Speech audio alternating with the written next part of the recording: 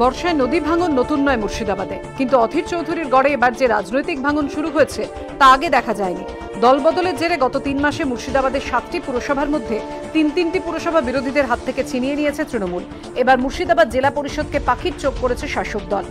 শুক্রবারই তৃণমূলে নাম লিখিয়েছেন জেলা পরিষদের 8 জন কংগ্রেস সদস্য। একই পথে হেঁটেছেন সিপিএম ও ফরওয়ার্ড ব্লকের 2 সদস্য।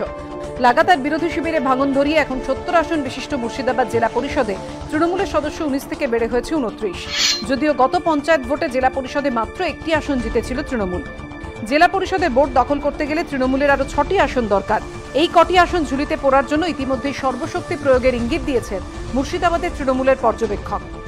আগামী কিছুদিনের মধ্যেই মুর্শিদাবাদ এবং মালদা জেলা পরিষদ তৃণমূল কংগ্রেস দখল করবে।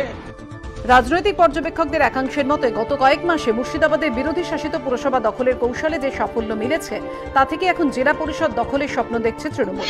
কারণ এ মাসেই তারা কংগ্রেস শাসিত বেলডাঙ্গা পুরসভা নিজেদের নিয়ন্ত্রণে নিয়েছে। জুলাইয়ে ক্ষমতাসীন বামেদের কাছ থেকে জিয়াগঞ্জ আজিমগঞ্জ পুরসভা ছিনিয়ে নেয় তৃণমূল। জুন মাসে বাম শাসিত জঙ্গিপুর পুরসভার দখল নেয় ঘাসফুল শিবির। গত বছর কংগ্রেসের জেতা ধুলিয়ান পুরসভাও দখল করে শাসক দল। তাৎপর্যপূর্ণভাবে গত পুর নির্বাচনে বেলডাঙ্গা, জিয়াগঞ্জ, আজিমগঞ্জ এবং জঙ্গিপুর কোথাও একটিও আসন পায়নি তৃণমূল। যদিও দলবদল রাজনীতির জেরে এখন পুরোপুরি বদলে গিয়েছে এই 3 পুরসভার রাজনৈতিক সমীকরণ। 3টি এখন তৃণমূলের দখলে। তৃণমূল সূত্রে খবর, একই কৌশলে আগামী নভেম্বরের মধ্যে বহরমপুর এবং মুর্শিদাবাদ পুরসভা দখল করার প্রস্তুতি শুরু হয়ে গিয়েছে। যদিও কংগ্রেস ও বামেরা একযোগে অভিযোগ করেছে, পুলিশ প্রশাসনকে কাজে লাগিয়ে বিরোধী শূন্য করার খেলায় মেতেছে রাজ্যের শাসক দল। এবিপি আনন্দ।